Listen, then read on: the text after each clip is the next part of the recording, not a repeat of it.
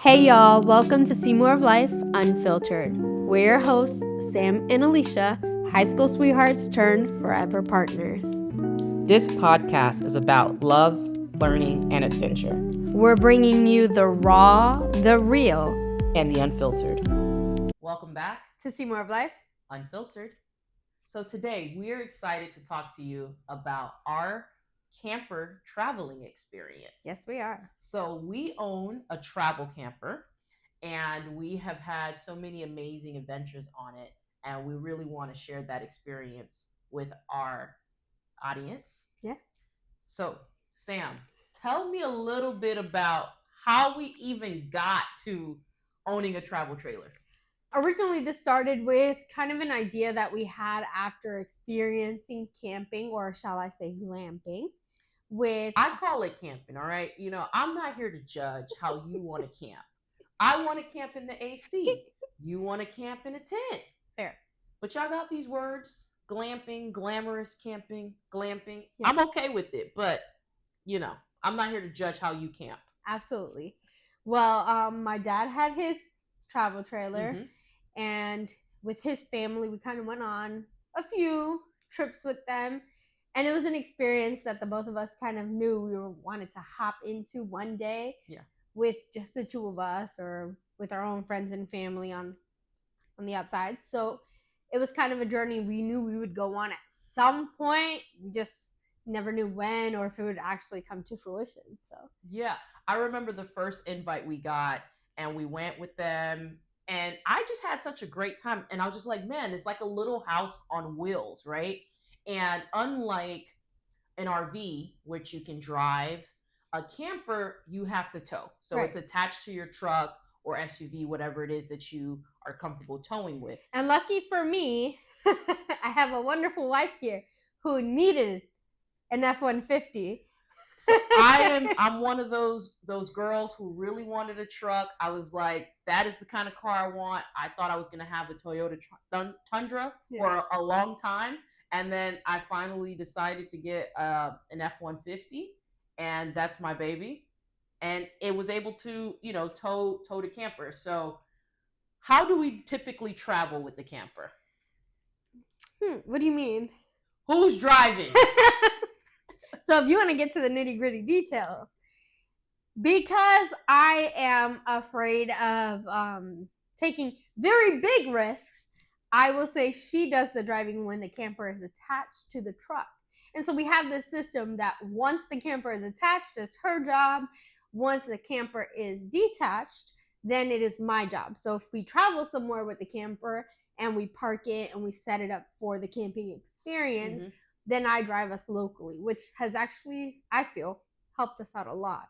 Yeah, no, I think it's a great balance. You're not comfortable towing. I don't mind towing. And then once we're wherever we're going to be, you take the truck and drive us around locally. And so I kind of get that break. And let's be clear. I did ask her once upon a time, take me to a mall parking lot. Let me test it out. And she said, hell no. So it's not so much I don't trust you. I just know the level of nerves you have.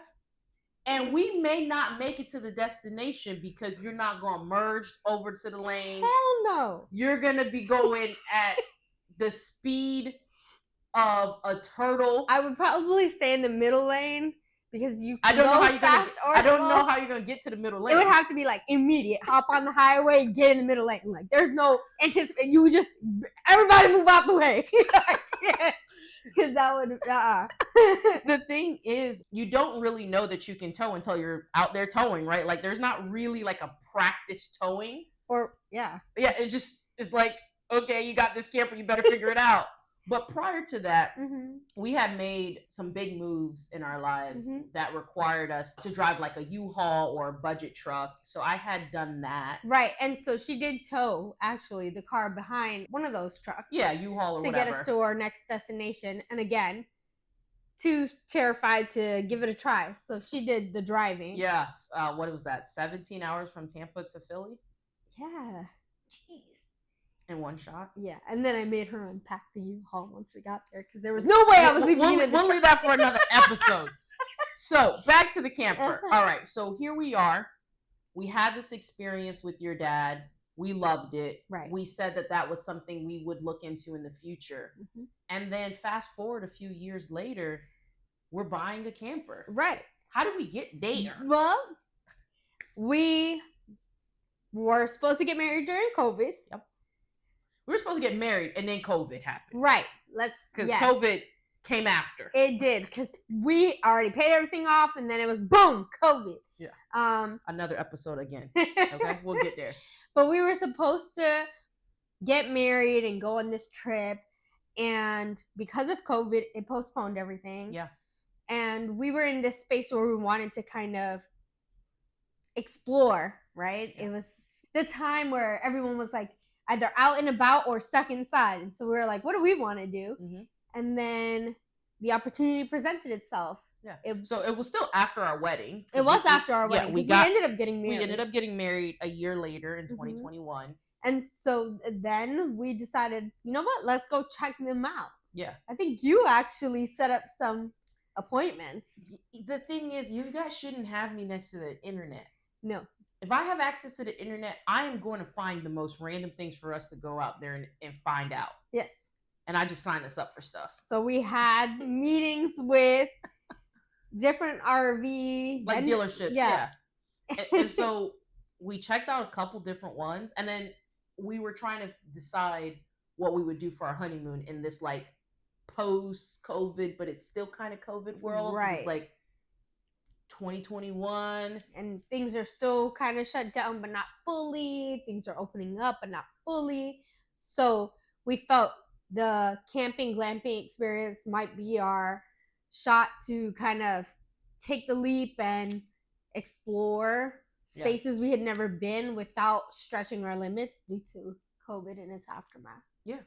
And for us, it was like, at least this way we could still be safe because we are traveling ourselves. We're not like getting on a plane. At first we were thinking of going for our honeymoon to Italy, right? So we were supposed to travel to another country, and this allowed us to stay in the US so we wouldn't be in a situation where we're stuck, right? Coming back home or anything like that. Absolutely. And so we were like, yeah, let's take this leap of faith and buy the camper. Yeah. And then we did. And I feel like it was just all happening super fast. Yeah. Because we got married in April. I think we bought the camper in May. Yeah, we did, because then our very first trip was Memorial Day weekend. Correct. Yeah. So we took a few mini trips. Yes. How did those go? Before we get into the big trip we took, how did those mini trips go? Okay, let's start with, once we got the camper, we were at the dealership and the guy kind of gave us a run through. He explained to us all the pieces that we needed to understand: lifting and lowering the camper, hitching it on, the sway bars that we needed to connect, and how to remove them, and what it looked like to check all of our systems, and how we would need the brake system. It was just so many pieces, because we're just two people sitting there like, yeah, absolutely. Okay.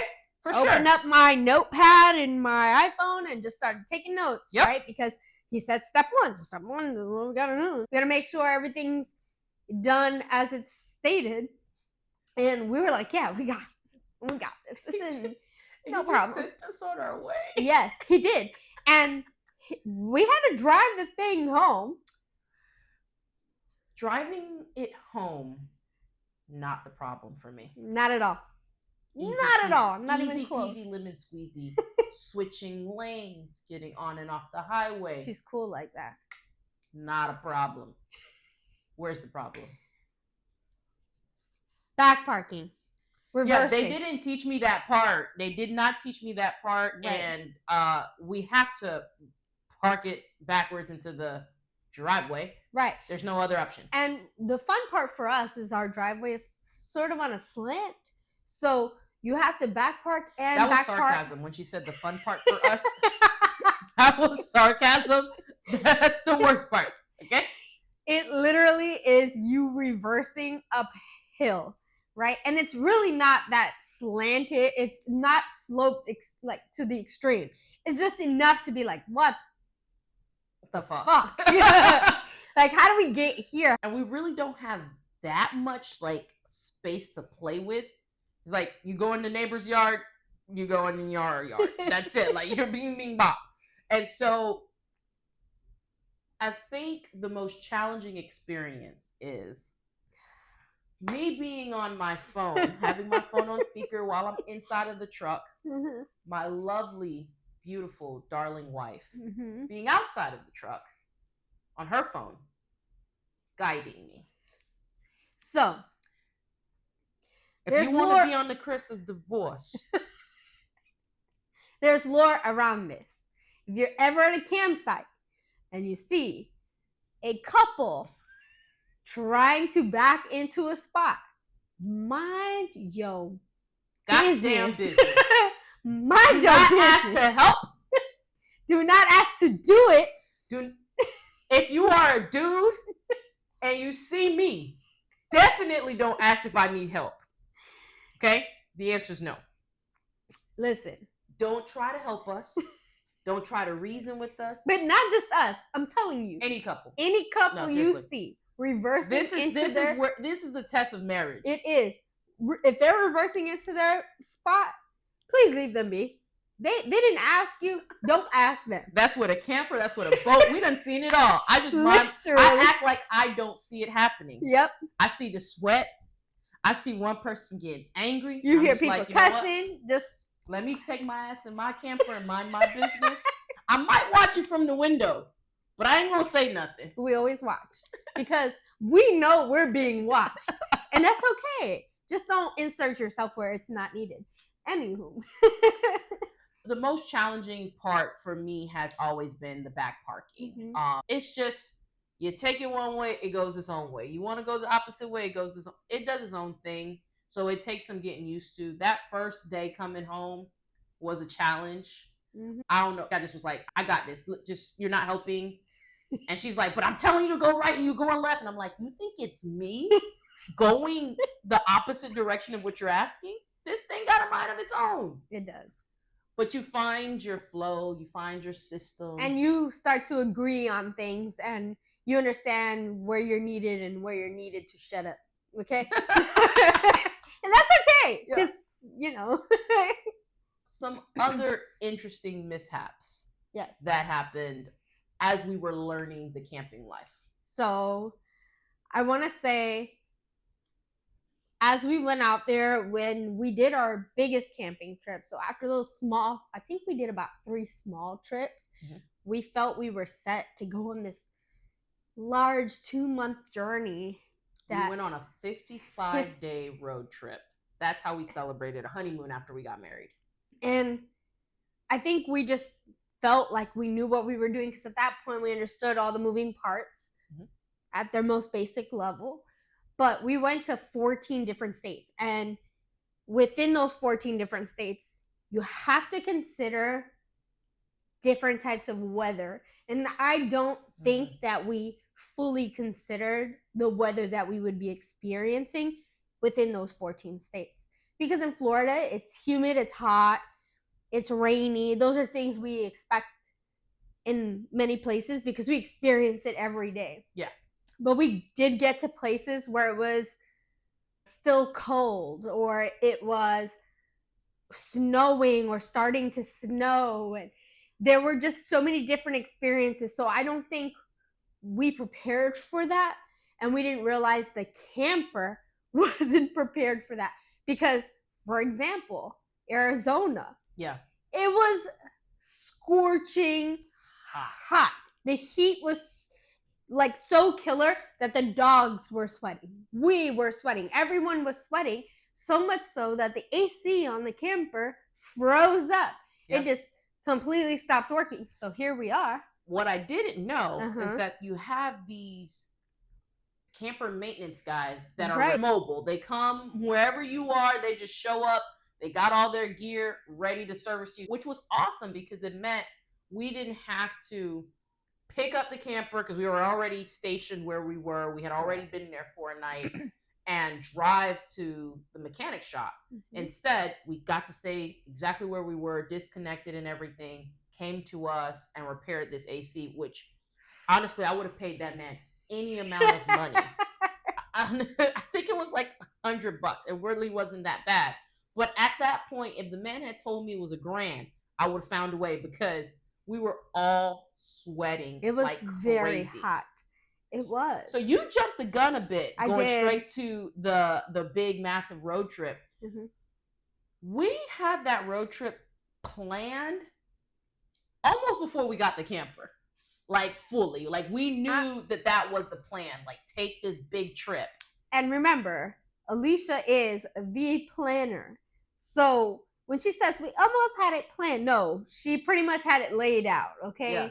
She had things mapped out to be within hours. Like she planned to join apps that were part of camping communities. Like she was on it. Yeah. But the thing is, we knew I was going to be transitioning from one job to another, and they messed up and let me pick my start date. So I gave myself 2 months off. She did. And so we knew exactly when my end date was from one job and my start date for the next job. So we were like, that's our window. I gave myself 60 days off, and we're going to be gone for 55 of those 60 days for our road trip. And so we actually worked in reverse. We were like, before we go on that trip that's going to start at the beginning of September, we should probably take some mini trips first. Correct. Right? And we are the crazy people who took 3 random weekend trips. And swore we knew what we were doing. And decided we were going to go on the road and live in this little house, the 2 of us and these 2 dogs. Yes. Yes. That was an experience. An amazing one, but an experience nonetheless. It was. I remember before we took the big trip, another mishap that we had at I think it was our first campsite, not realizing that we could continue to jack it up higher to unhitch. And so we were in that thing banging to try to get it off of the...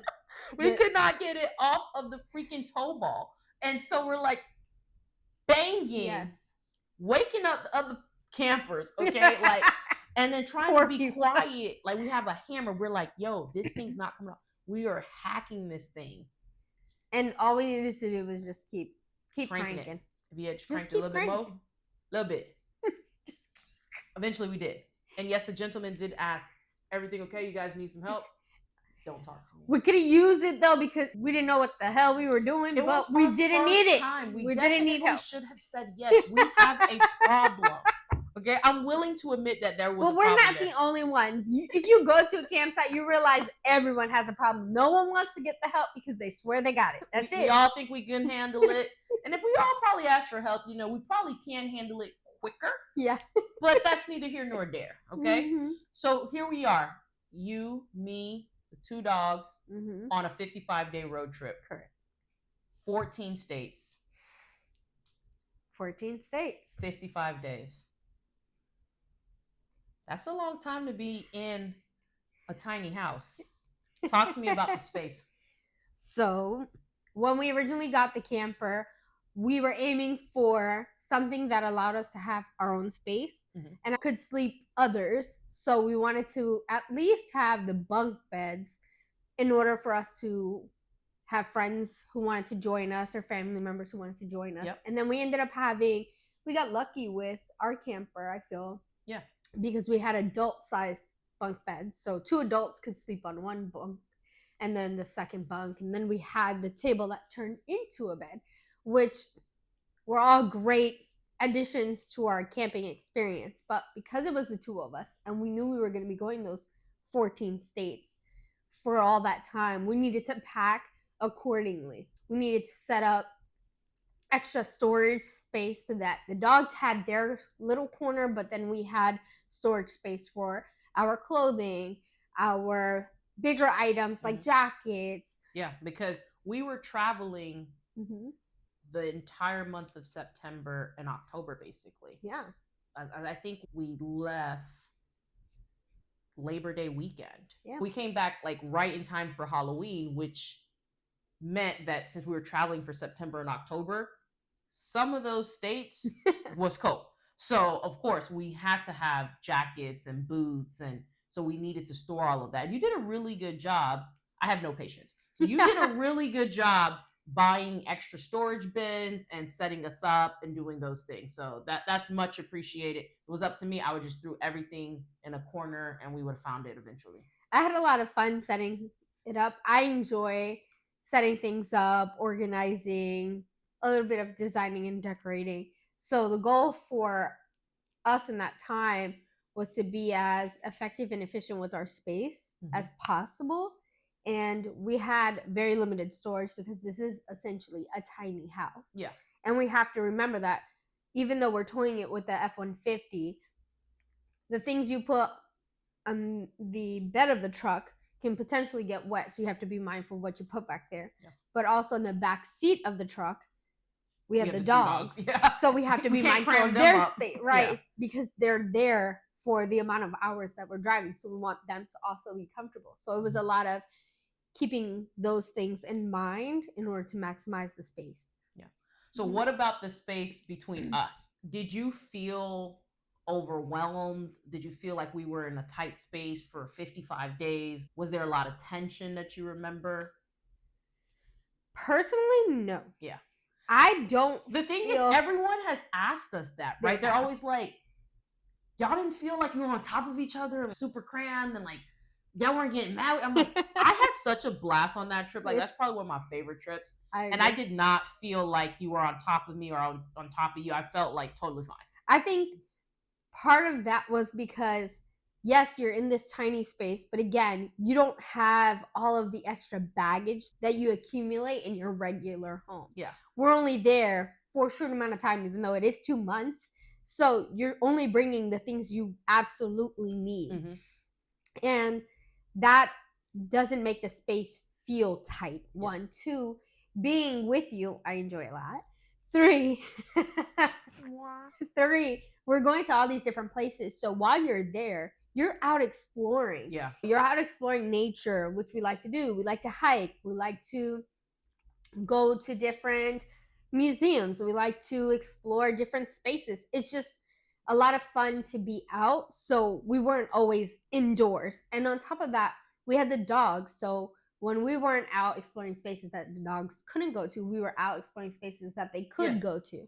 Dog parks, dog beaches, just going on long walks, exploring the areas. Yeah. So you can't feel tight in a space that you have so much freedom in my opinion. No, I like that. Exactly. And it was our home, right? So the same way in your traditional home, you are not in that place the entire time, right? We were leaving, we were coming back, we were going out, we were going to dinners, we were going to vineyards, we were just living our best lives.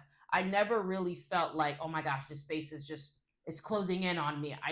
And even when you're at the campsite, like you're not spending the bulk of your time inside of your camper, right? You're sitting outside, you're enjoying nature, you're reading, you're fishing, you're going to the pool if that campsite offers that. So I really felt, to your point, free. Yeah. So I really never felt that. And I haven't felt that way even when we take it out for a weekend or a week or whatever. I always feel like this is a second home for us. Right. And some of the spaces that you stay in have community areas where other campers gather and you're all together and you talk, you sing, you dance, you just have a time. So it just never felt like we were stuck. We were always just enjoying the time. Tell me one of the funniest moments you remember in the camper. And if you need a moment, I have a funny. Go ahead, start. So, okay, we're in the camper. We have the 2 dogs. One of our dogs was not feeling well. It was very evident he was having some diarrhea issues. And I know exactly. We kept taking him out. And then we're like, okay, we have these reservations. We're going out tonight. And hopefully, I mean, he's just not the type of guy. He's a good dog. He's not going to go on anything. Like, he's going to really try his best. But we also knew he wasn't feeling well. And we're like, look, we're going to get back and we're just going to have to clean it. We know it. And it's not going to be because he wants to be a jerk. He just can't hold it, right?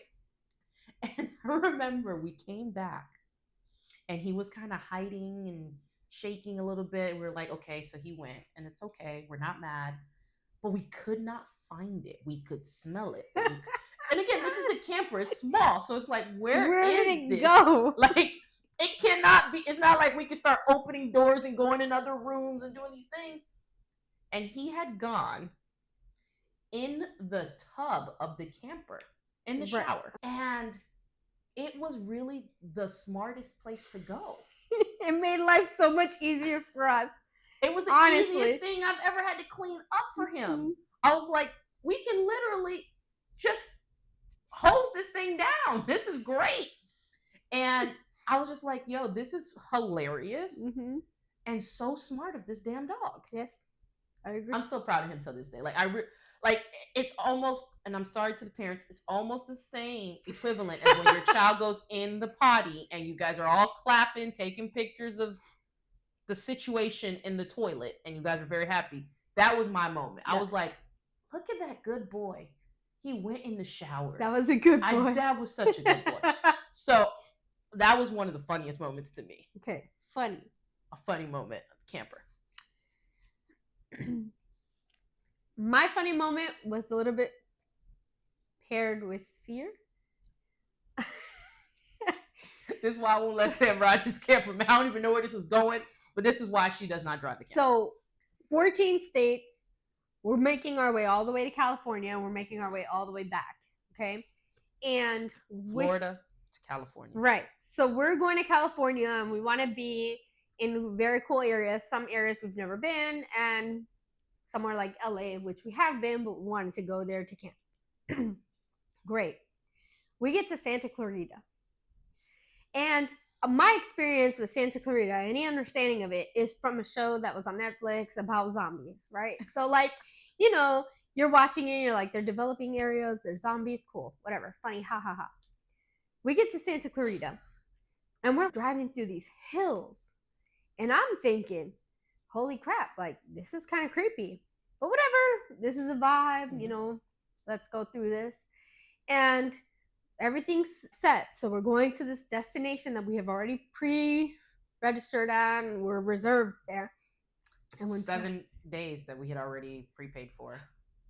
Right. And we're driving, and now we're losing cell reception. So now I'm really freaking out. I'm like, oh, hell no, this is scary. We're in the hills. There's no cell reception. This is like some hills have eyes shit. Okay. Then we get to the location. And we start driving in, and Alisha talks to the gentleman. We're looking at this area. It looks nothing like it said online. The pictures like the photos were false. Okay, false advertisement all the way through. The pictures were probably real at one point, and then something happened, and it went downhill. 50 years ago. Yeah, I don't know. We were confused. We were concerned. I was concerned. Alicia was like, "All right, we got this. It's okay. We're cool." I'm just trying to really be the calm in the situation. Sure. Okay. We're in there, and the gentleman's like, hey, follow me. I'm going to walk you to your spot. And Alisha starts driving, inching forward. And I'm looking around like, what the fuck? What are we in? What is this? Our windows are up, and we're like, I'm telling her, like, I don't know about this. I'm kind of nervous. And she's like, let's just see where he takes us. And people were living at this site. Yeah. Which is totally fine, For totally normal. Do your thing. But it wasn't what we were accustomed to. 1. 2, there were RVs, like full RVs and motorcycles that had clearly been abandoned at this location. Empty. Parts of this look like a junkyard. Yes. So now my heart is pounding. I'm like, you're going to take me out of this place? I don't know what's happening. She's like, all right. So he starts trying to get us to pull into a spot. And we're looking at him. We're looking at him. And Alicia's like, I don't know, man. This is kind of crazy. Do you have another spot? And he's like, I knew that would be a problem. All right, come this way. Starts telling us to come forward. And yet another spot. Now there's like a real broken down, like at least 2 RVs next to each other. No wheels. Nothing. I was like, Alisha, hell no. Get me the fuck out of here. Get me out of here. Get me out of here now.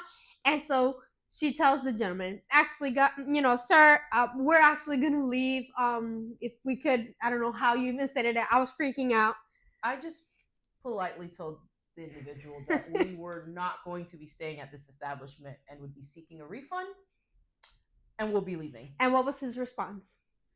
Yeah, you guys are probably used to those little fancy resorts. I figured there's a nice KOA up the street. Right.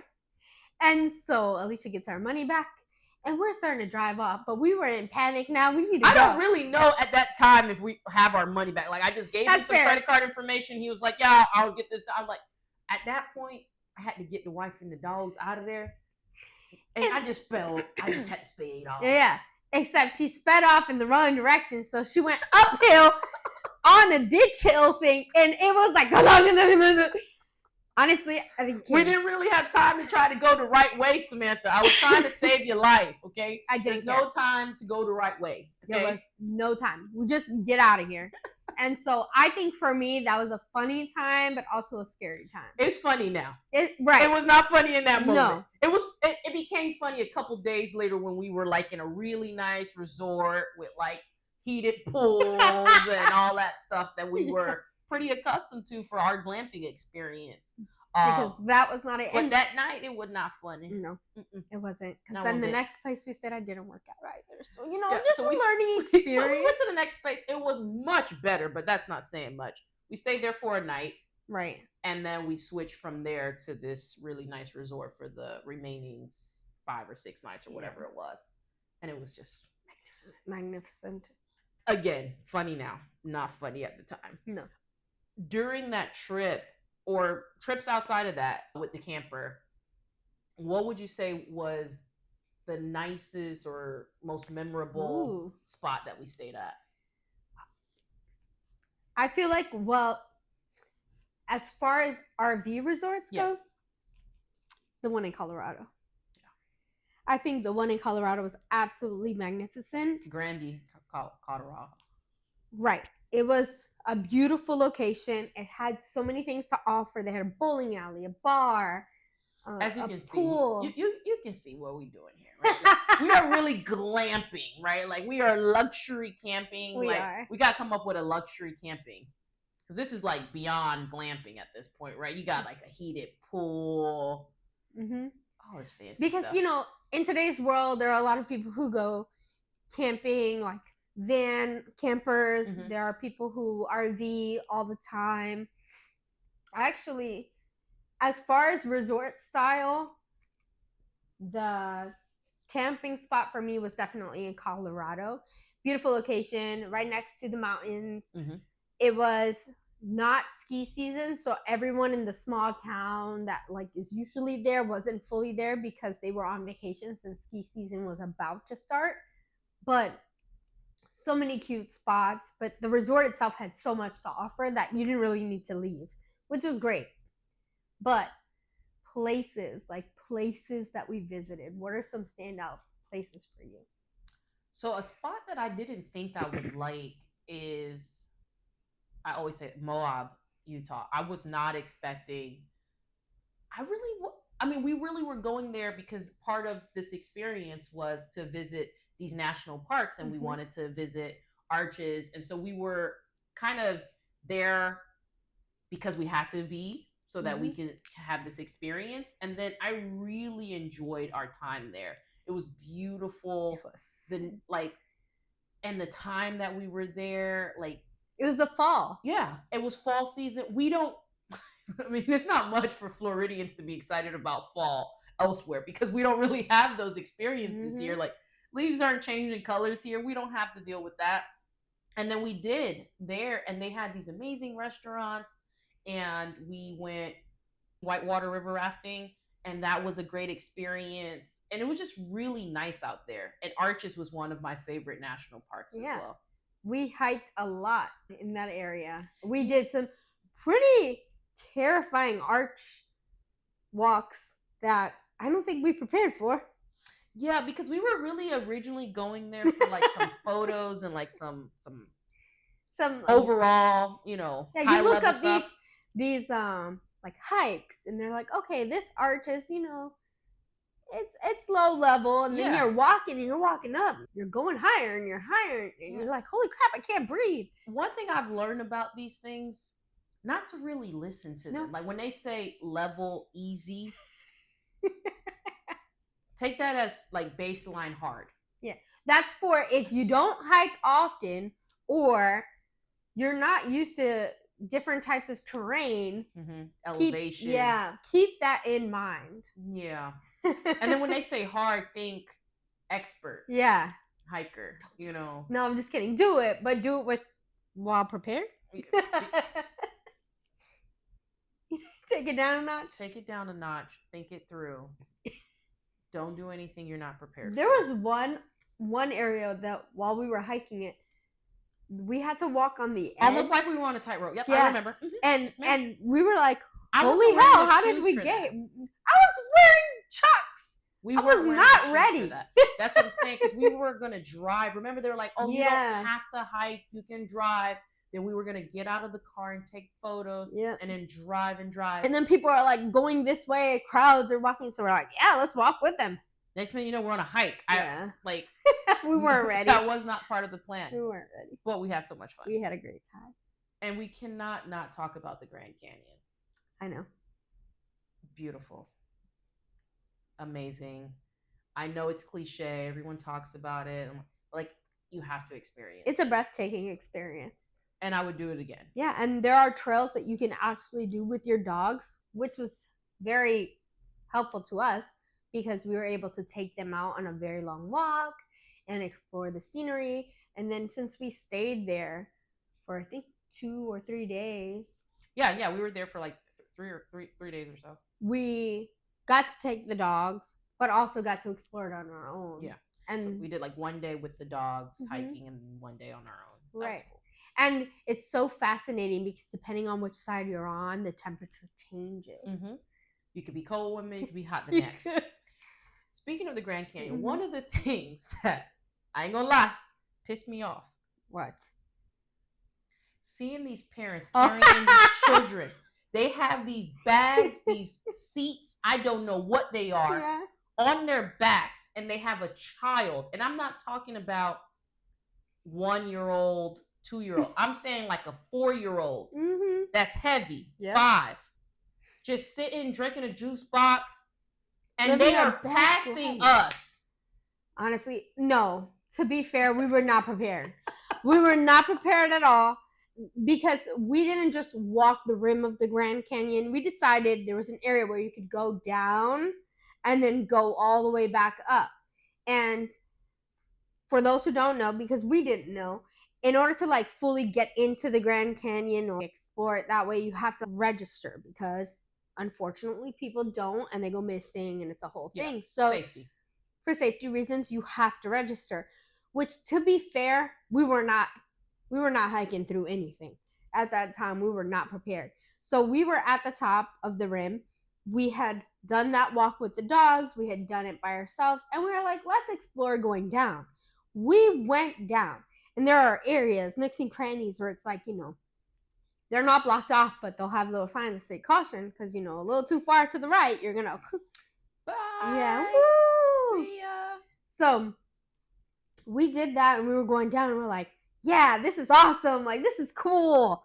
Great. Powering through it. Go all the way down, take photos, feeling good. Coming back up. We were not ready. I think we went 4.5, 5 miles down. And then we had to do that. Coming back up. We were not ready.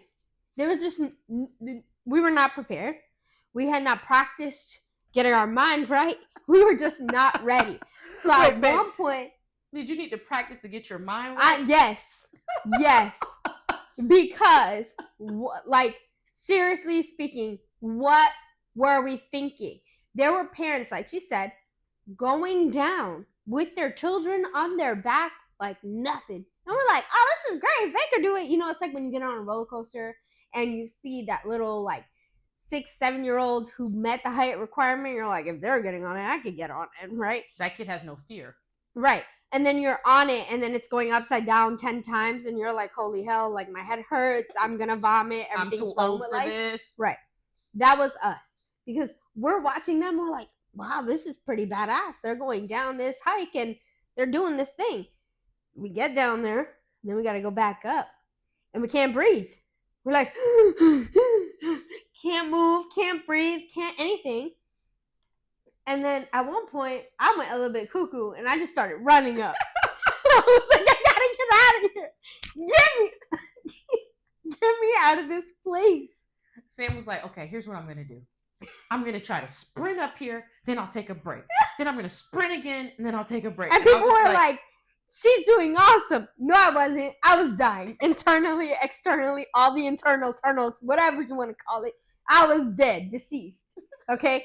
Every time I went up, I felt a little chunk of my lungs fall off. Okay? Wow. That was dramatic right there. A chunk of your lungs gone. Fell out. Gone. I don't know how I made it up. And then Alisha would catch up to me like, oh, hell no, I need to run faster. Sam was having her own experience. But I'm telling you, anytime I'm on a hike and these parents got these kids and they just passing us, and I'm just like, am I being pranked? Like, no. Am I experiencing the same hike as these people? Yes. They just was flying on past us. But the Grand Canyon, again, chef's kiss. 10 out of Beautiful 10, 11 sight. out of 10. You've got to see it. Outside of, these out-of-state experiences, what are some, I want to say local, but I really just mean like Floridian spots that we've gone to that you've enjoyed? Here. So, I really enjoyed Jonathan Dickinson State Park. Oh, yeah, that was cool. That's not far from us, about an hour. Right. So that one was really great. The reason why I enjoyed it is because it has waterways that you can kayak. Mm-hmm. And we like to be on the water and just kind of explore the area that way. Yeah. So that was and cool. Since it's a state park, it's really cheap. I mean, it's like maybe $30 a night, if that. Mm-hmm. I really like when we go down to the Keys. Yes. That's a really nice spot. That is a nice spot. It's also on the water, but this one you can take motorized vehicles out there, so you can rent out boats and different sort of the pontoons. Mm-hmm. I've done that, and that's just been a really good time. And it's not that far of a drive, about 3.5 hours mm-hmm. from us, and it's a really nice, quiet resort that has just everything you need. You don't really need to leave that spot once you've settled in. Right. And you can, because you're very close to all of the attractions that the Florida Keys offers. Yep. But it's really nice to just also be there. Yeah. Mm-hmm. So that's one of my faves down there. Mm-hmm. So what are some of the camper items that we have that you would say you definitely need to get if you're going to become like a long-term camper? I think the mini air fryer. I didn't even know they had these cute little mini air fryers, but we have one. Yes. That is a definite. You need a little small baby in the corner. Put some French fries in that thing. I would say a food net. Because when you're glamping, you want to be indoors a lot, but also when you're outside, you have food out, and the food nets are a lifesaver. You just put them over all your food. There's different types, different sizes, and it's really a game changer. These are the moments where Sam's shopping addiction is very helpful, because I would not be thinking about buying something like that. So like when you came home and you came in the box and you're showing me from Amazon or whatever, and I'm like, what is this and why do we need it? And then we're out there and I'm like, smart. It's a game changer. Smart. You got to think about the little things. And I think that goes into shared responsibilities. Yes. Right? I will drive us there. Mm-hmm. You will make sure we have a food net. Correct. Thank you. We appreciate you. Which also comes down to how we set up our camper. Mm-hmm. And I think that's important to talk about. So do you want to dive into that? Yeah. So when we get to the campsite, mm-hmm. I'm usually unhitching us, setting up our power, our sewer connection, our water connection. So while she's on the outside working on those things, I'm on the inside taking care of the awning that needs to be pulled out so that mm-hmm. we have extended shade in our space. I also pull out the slide out so that we have an open space for our tiny home. And I also turn on the water heater. I run the water. Run the water, make sure everything's working properly while she's outside and can double and triple check. We make sure everything's level, so while she's putting the things on the bottom of the camper, that make sure we're equally set on all sides. I'm inside leveling, letting her know where we're feeling a bit off, and so that's pretty cool. I set up anything in the fridge that needed to be moved because sometimes things slide shift. while we're driving. And So, you yeah. mentioned the slide out because while we're driving, everything is tucked in so that we are very neutral driving. Mhm. And then once we get to the campsite, It's you're like- opening everything up. And it's like, remember those toys back in the days? Like you can close up the Frisbee and it closes. Mhm. And then once you open it up, it just like pops out. That's kind of how the camper works. Right. So, which is pretty neat because when we're opening those sides, they actually tip the weight of the camper. So Mhm. that's why it's important to kind of level it so where it's supported enough for you to be walking in and out, having everything open, and everything still be safe. Exactly. Mhm. So the other thing that we always do when we first get to a campsite is we set up our outside space, and We that's something do. you typically handle as well. Yes. So while I'm setting up the outside space, I am doing the picnic table if there is one, or we have an extra table that we bring if there isn't, because all campsites are different. Yeah. So it's important to, when you're going on these trips, to look at what you're in need of or what you would like to have. So for us, because we know that some campsites don't have the picnic table, we have an extra table that we travel with just in case. But that stays tucked away unless absolutely needed. The picnic table is set up. There's something laid out. Any materials that we're going to use outside for our outdoor kitchen, because we do have a mini outdoor kitchen that is a part of the camper itself. Yep. We put those things out, get them ready for any future use. We take out the coolers so they're set in place. We set up a bag for any trash, but don't keep it out at night. That's when the critters come. Yep. Make sure you bring your trash in, or Bring you your toss trash it in before or you toss it. go to bed. Yes. As we wrap this up, one of the things I want to just share is our overall experiences when we're camping. I love doing it. I think it's something that I didn't grow up doing. It's an experience that I get to now have, and I think it's so important.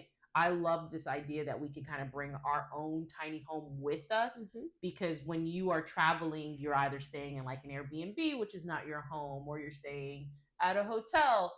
And I love that we can kind of bring our home with us. It's our space, it's our bed. No one else has ever slept in it. It's our sheets, it's our towels. I get really weird about things like that. And so having that, and then being able to bring the dogs, I think it's such a great experience to bring them to, so we don't have to pay for them to stay behind or feel bad that they stayed behind. It really allows us to bring our little family and our little house with us on vacation. So that's one of my favorite parts about the entire experience overall. I will have to absolutely agree with that. I think it's important that we're able to share all of these experiences with our mini family. Another part of that for me is the experience of being able to travel to these places and have a home away from home, so you feel comfortable exploring, but also knowing that you're safe coming back. Yeah. So that was also very cool for me. Yeah, because it's a little house, right? Like we could leave the dogs, lock up, go out to dinner.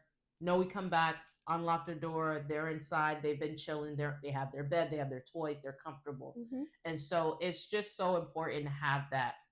On the flip side, we're usually the youngest. We're usually the only people of color. We have seen some other LGBT couples, but not as many as you would think, even though there are these Facebook pages for this. And I feel like every time we go out, we're the only gay people, we're the young people, we're the colored people. Yeah. And that has been a big challenge. And so we always encourage other people, if there's something you like, you look like us, we want to see you out there. Yes. Hit us up. We can go together. Absolutely. Let's Make it happen.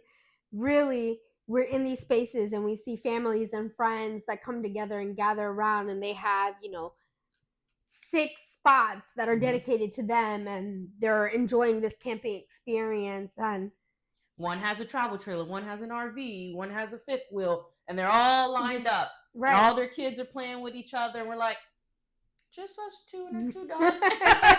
We're having a blast, don't get me wrong, but it would be so cool to have those experiences. It would, others. To have a community. It's always important to have a community wherever you go. And as I mentioned earlier, there are times when you're out and about within the campsite and you meet others, and it's super cool. It's fun because a lot of people are welcoming. There are some who are not, and when that's the case. But we typically try to find places where we know it would be a warmer environment in the community sense. But it would be nice to have communities that look or feel like us. Yeah. So we will end with join us. No. We will not end with because I want to talk about one more experience. Uh-oh. What did I do? Tell me. On this trip that we took for 2 months, okay? We're on this trip, and we're in LA. It's California, baby. Oh, God. I don't know where this is going. It's California. And in California, you're allowed to do many things because it is California. It's not on these cards. Where she's talking about, we're in LA. We're exploring. We're vibing. We're having a great time. This is not our first time there. So, we're having a good time. Now we're looking for things to do. My wife is on the internet, because she said if you put her next to the internet, she don't know how to act. This is absolutely true. She said, hey, there is a Devil's Lettuce tour. Catch my drift? There's a who? A Devil's Lettuce tour. Okay? What's going on? And would you like to partake? And I said, huh? What? Okay, let's be very clear. Sam, good girl, does not partake in any of these shenanigans, okay? And she was like, I signed us up. I'm like, yeah, right, my wife did not sign us up. No, she did. And the thing was, we had to go to it. I just love how you just throw in this extra at the end of this episode when I thought we were done here. Go ahead. Because we're now here. We're ready. We're in the store getting ready for this tour. And for those who don't know what the hell Sam is talking about, we're talking about a hot box bus tour. Right. Situation. So we're in the store and they say, okay, here is all of what you can gather, right? Make your pick. So we're there and we're like, we don't know what we're doing. So, hell, there's food. Look, Rice Krispie treats. Why not get 2 bags of those? And you know what? There's this little rolled up thing. Pre-rolls is what they're called. Sam would act like she don't know, but pre-rolls, that's what they're called. Let's get 2 Sam and I do not of these. We don't know what we were doing. We have no idea, okay? None. 0 clue. Absolutely not. Not even close. We're there. We buy all these items and they say, okay, now get on the bus. We get on this bus. With some experienced individuals. We are the only ones who are not experienced one bit, have no idea what we're doing, okay? So much so that we talk about it while we're eating Rice Krispie treats. Remember, we bought these at the same store. So we're eating these Rice Krispie treats and we're like, we have no idea what we're doing. We don't even know why we're here. Ha, ha, ha. This is hilarious. And this person sitting at the back of the bus, couple, looked at us and said, y'all need to stop eating those. And we're like, oh, we feel fine. Nothing's wrong. They're like, you should stop while you're ahead. So we do. We stop. And now everyone's having a great time. We're on this tour. I don't even know what was being talked about. I can't tell you. I can't remember. Okay? We went to Friday's house. I know we got to those places, but I don't know what was happening while we were actually on the bus, okay? It was just happening so fast, but I kept looking at Alisha, who was to my left, and I'm like, I feel great. There's nothing wrong with me. Nothing's happening. This is crazy, right? I did not consent to this story. She did not feel as great as I did. Okay? Because she looks at me. I want to know, was it before or after when you became a psychic? I don't know. I wish you would stop. She looks at me and she goes, those people, they're about to break out in song. So I was having an experience where we're all connected. We were all connected in this bus. And I was having these visions, so to speak. I was foreseeing things that was going to happen. Correct. So she says, they're about to break out in song. I was like, they're about to do a flash mob. Yeah, that's what it was. A flash mob. They're about to do a flash mob. Now, if you know what a flash mob is, they start singing, dancing, making music, whatever. However it looks. I'm looking at her like, you crazy. And then these people start playing their music and rapping. And I was like, oh, hell no. Somebody get me off this bus. This can't be my life. This like sixth sense experience. Like I knew things that were gonna happen before they happened. Right. That's Alisha High. She need not be that again. No, absolutely not. Because then all of a sudden she was losing limbs. She was uncomfortable. Okay, I think the people get it. Okay. So I'm still like, I'm great. I don't know what's wrong with you. You're crazy. Like, this is insane, right?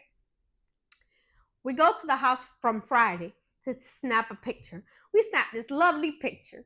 We go to another location. We get off the bus again. We're going through this back alley situation, and we're there. And me and Alisha looking at each other, and we're like, all right, we need to go back to the bus because we just need to go back. We get on the bus. We do some other stuff. We get back to the store because that's where they picked us up. So they're going to drop us off. And Alisha and I are like, okay, we need to eat. We need to go somewhere and eat. So we start walking, looking for food. And we see a line. And we get in line. And we're standing in line. Just standing there. And we realize, man, this line is long as hell. Like, how are we going to get in this restaurant? This is crazy. And then we ask somebody, like, hey, is this a line to, like, get into the restaurant? And they're like, no. This is the line for the concert. I have no idea what concert those people were. Because what happened was I started seeing people in this line all wearing the same shirts. And I didn't know if I was still tripping or if we were just not supposed to be in this line. They're like, no, this is for the concert, baby. If you want to go to the restaurant, walk around us and go through the door. We were gone. We were gone, people. So we get to the restaurant. Now we're at this restaurant. And we're sitting there. And I'm like, damn, that's crazy. Like, we're just standing in that line. Like, it's long. That's crazy. That's crazy. That's crazy. Oh my God, people are looking at me. Paranoid. People are looking at me. They know we're high. Oh my God. They know we're high. There's no way. Alisha, look at that lady over there. She knows we're high. Sam thought everyone knew we were high. And quite frankly, it's LA. These people didn't care if we were high. I don't think they were. They just want to make sure you go eat your food and you gonna pay them and get up out of their restaurant. And then Alicia's like, I can't eat this. I feel sick. So she tells the manager. They come over. They're like, what's wrong with the food? She's like, I don't know. I just don't feel well. It's not working out. And I'm just looking at them. And I'm looking at her, and I'm like, they're gonna think we have COVID. They're gonna think we have COVID. We have COVID. Oh my God, we have COVID. Oh my God. Oh my God, that lady knows her high. Like, I was panicking. Never do that. Never do that. It was an experience. You should have experiences. I agree. We experienced that we need not experience again. Correct. Because what the hell? I was like, bro, this is not for me. It's not for me. Definitely an experience of a lifetime with the camper. Correct. So yeah, just keep in mind that when you're out exploring other areas, just because things are okay in certain places doesn't mean you have to try them. You should. Try once. At least once. One time. One time ain't gonna hurt nobody. So again, the way I was trying to end before, join us on our camping experiences. Yes. Not necessarily the buses. No. But the camping experience. I agree. Until next time, continue to see more of life unfiltered. Thanks for sharing this moment with us on Cmor of Life Unfiltered. If you felt a spark, learned something new, or just laughed along, hit follow, leave a review, and share this with someone who needs it. You can find more love, learning, and adventure at cmoroflife.com. That's CMOR of life.com. And across our socials at cmoroflife_. Until next time, keep living unfiltered.